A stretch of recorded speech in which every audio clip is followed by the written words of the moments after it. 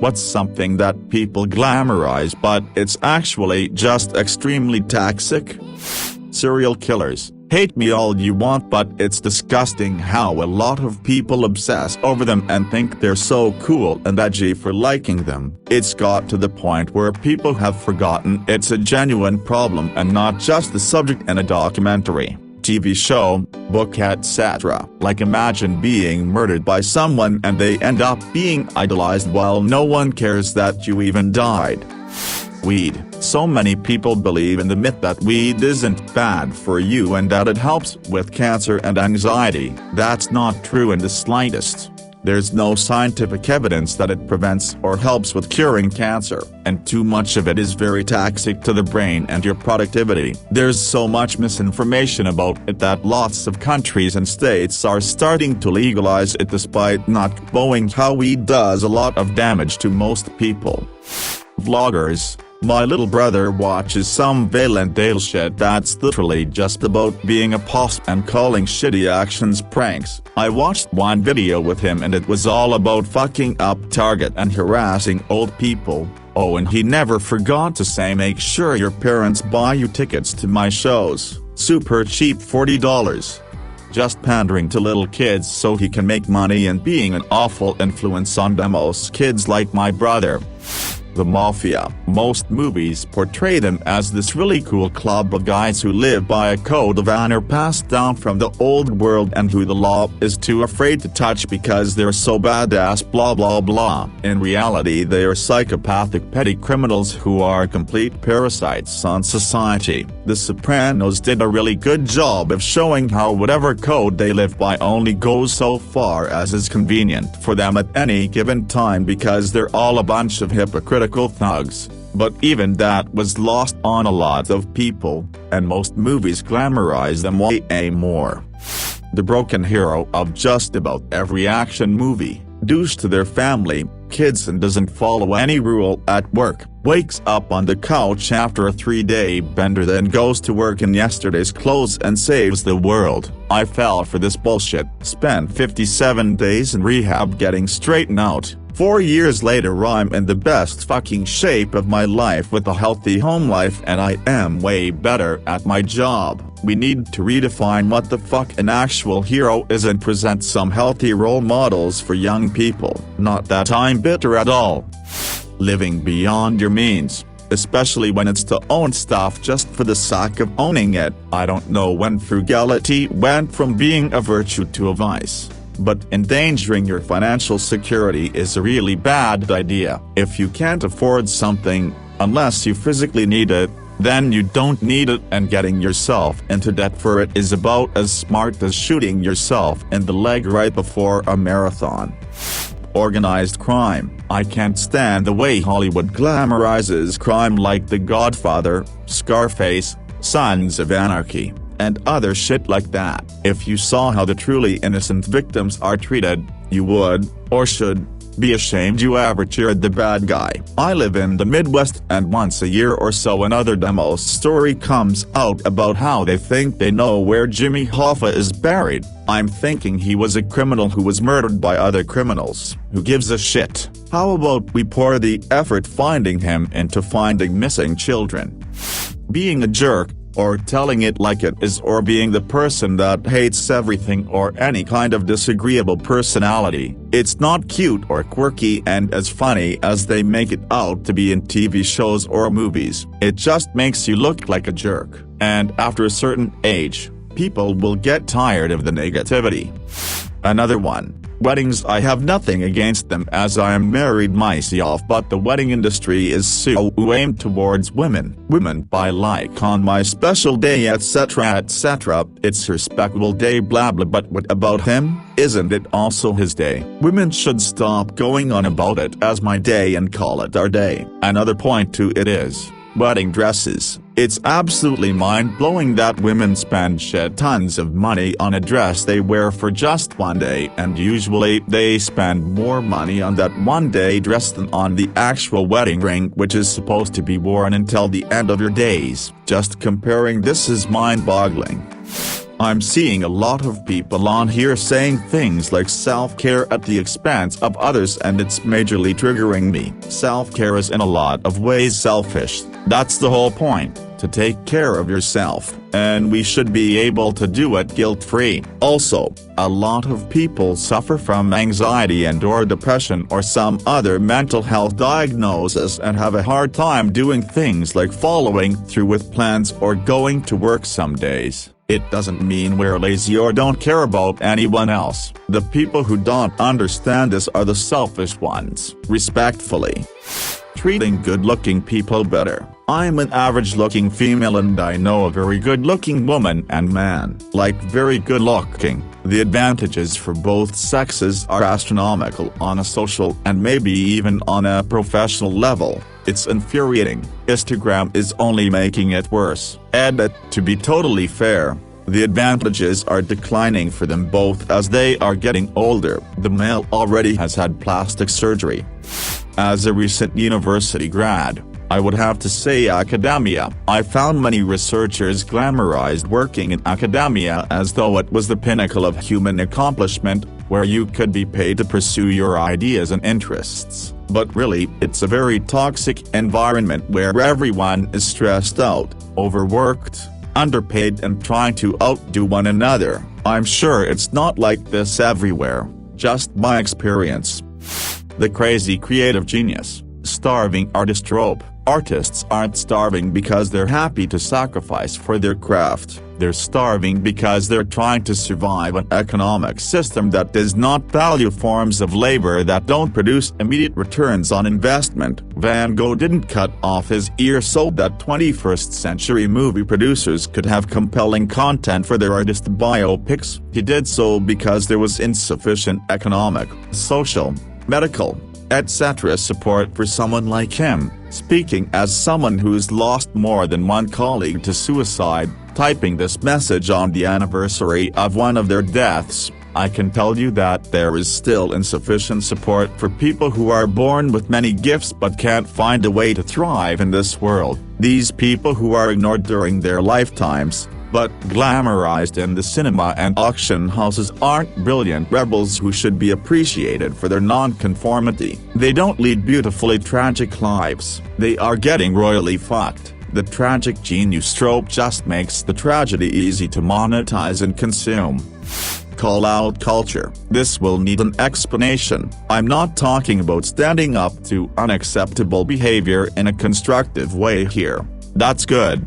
I'm talking about the specific culture of scapegoating and cyberbullying individuals on social media. I'm about as progressive, egalitarian and socially liberal as they come. I've always assumed that in order to try and do my bit to equalize some of the privileges I've been born with, I need to spend some of my time articulating positive messages to those who may not already be on board, set an example myself and build a broader coalition of people in favor of positive change. What I see online, however, is people who profess to have similar values to me finishing of an Instagram post on performative allyship and then going straight to gang cyberbullying a working class person who said something stupid. It's as if I can see the divisions being formed in real time, the stubbornness created in the mind of someone that could have been an ally but now feels their only place of sanctuary is with those who didn't team up and bully them. And we know where that is. I see a lot of public expressions of support for causes on my social media, backed by very little actual groundwork where it matters. The scapegoating aspect of call-out culture is simply satisfying people's desire to dominate the weaker person. It's obvious, it's visible, and it hurts more than just the person you are bullying by turning people away from the causes you profess to represent. Vaping, weed, excessive drinking, especially for high schoolers. I know people who will come to school saying when you're so depressed you get addicted to nicotine. I'm so quirky and it's terrible how many people agree. You are setting yourselves up for failure from the start. The worst part is they preach about how bad smoking cigarettes is. They don't understand that vaping is seriously not that much better, and smoke in your lungs at all isn't good for you. Also, the people who brag about how little sleep they got. I totally failed that test today, but I only got 2 hours of sleep because I was on my phone, lol. Please shut the fuck up. No one cares that you failed that test because it was your fault.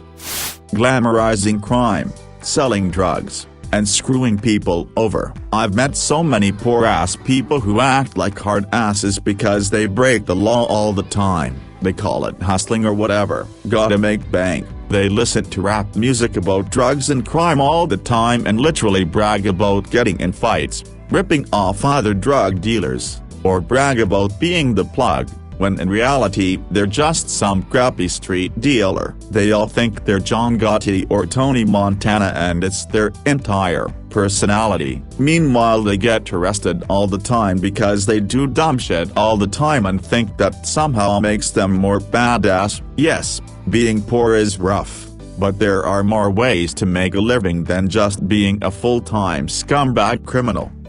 Online witch hunts, crusades, etc. Basically, anytime a band of online social media avatars gang up on a single person and, I'm just going to call it what it is, harass them. I know, it's totally okay because they're public figures or whatever, because they deserve it, because they're also somehow supporting harassment, so they're fair game. However you go about justifying your own harassment towards them, fine. Just don't deny what you're actually doing and call it something different. It's harassment. I know firsthand that feeling. I used to be a part of them. I know how easy it is to deny being the bully, because I considered myself in the benevolent ideology. I was just fighting back, fighting back.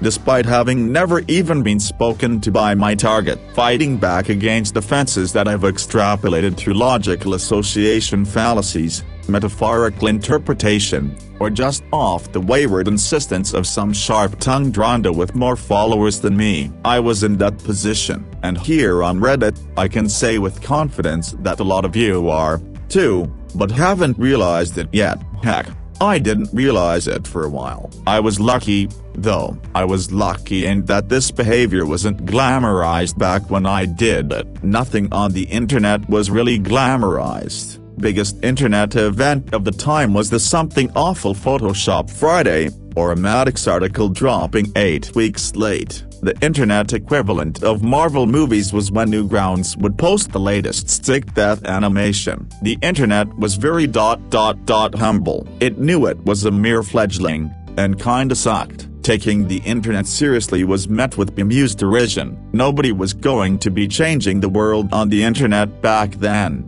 before TikTok, before Facebook, before even MySpace was a household name. People argued on the internet just for their own entertainment. If somebody went through incredible efforts to source and support a political stance and went into tremendous detail, their opponent could laugh at their text wall, ridicule them all like, wow, you need to get a life, this is just the internet my dude. And everyone else would join in contemptuous sneers because some pompous dolt made a sincere effort winning an internet argument. This all might sound like some sophomoric mishmash of dumb kids doing dumb kid things, and that's certainly a valid observation. It was this environment that allowed me to easily fall into the trap.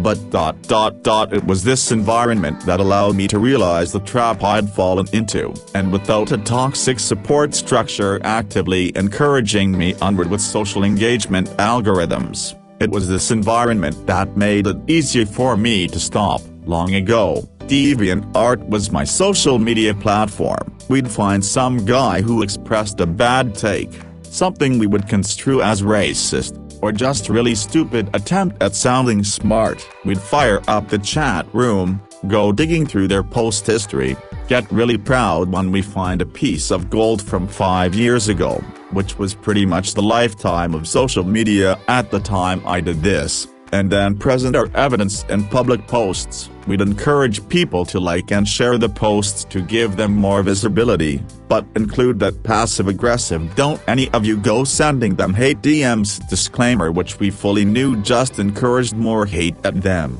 But hey, plausible deniability, we told them not to do that. Wink wink. It would look like they were discovered by multiple different people out of their own accord, but no. It was coordinated. We would comment on each other's posts, pretending to be wayward passers-by, saying "this is awful. Thank you for bringing this to light." DeviantArt admins weren't dumb. They checked our posting histories, immediately noticed there was obvious collusion between our dumbasses, issued week-long bans to every one of us for harassment, and dismissed all our report tickets to the policy violations admins. Thinking back to the comments I reported, the crimes I thought I witnessed, I remember thinking I was doing good. I remember believing I was making DeviantArt a better place, but I look back from the vantage point of a matured mind, having spent decades dealing with real people in the real world, witnessing with my own eyes the faces of real racists, real idiots, real hate, and I not only see my previously flawed worldview, I see my previously flawed worldview ... proliferated. Back then, there was more oversight, more nuance, more care in checking the validity of enraged internet mobs. The world wasn't going to grind to a halt over something somebody said on the internet. It's the internet. It made sense for admins to err on the side of nuance and reason, because the consequences of incorrectly erring against caution were non-existent. It's the internet. Nobody cared. Nowadays though, it's impossible to check every single enraged internet mob. There's too many of them. Social engagement algorithms have made the internet mob in vogue, and rewards them with exposure and influence. I see red flags all over the place, controversies manufactured in ways I used to concoct when I was a teenager, but they go unchecked with unwavering credibility. They're not orchestrated by a dozen bored kids in a chat room. It's an entire interconnected culture numbering in the several thousand. They don't annoy policy admins, they cut right into people's personal lives, getting them doxxed, threatened, and hurt. Sigh. I sometimes miss the whole "look at this loser" arguing on the internet mentality. It was childish, dismissive, counterintuitive to the pursuit of greater thought. But I'll be damned if it didn't keep the peace. Many times I'll be writing a response here on Reddit, and the early 2000s internet culture would come back, mocking me for trying to change somebody's worldview in a direct confrontation. And sometimes, it'll prevail, where I just delete my response and walk away. Let people figure themselves out. People are complicated, and translating people's thoughts into words even more so. People will make bad takes, they'll say dumb things, they'll unintentionally spout out some rather egregious nonsense without a shred of hate intended. People will inevitably grow like I have. Learn some patience, charity, and nuance. They'll learn how extremely toxic it is to always assume the worst about others, and make every possible transgression some populist fight against the enemy. Everyone grows out of that phase. But nowadays, the glamorization of it will definitely postpone such maturation, because I'll be arsed if it doesn't net those precious retweets. Sex, or more specifically the culture around measuring value by how much of it you have or how sexy you are. It is the most clear case of mass indoctrination by the media and recorded history to convince people that it is as important to day-to-day life as it actually should be, just because it's the most reliable way to sell things.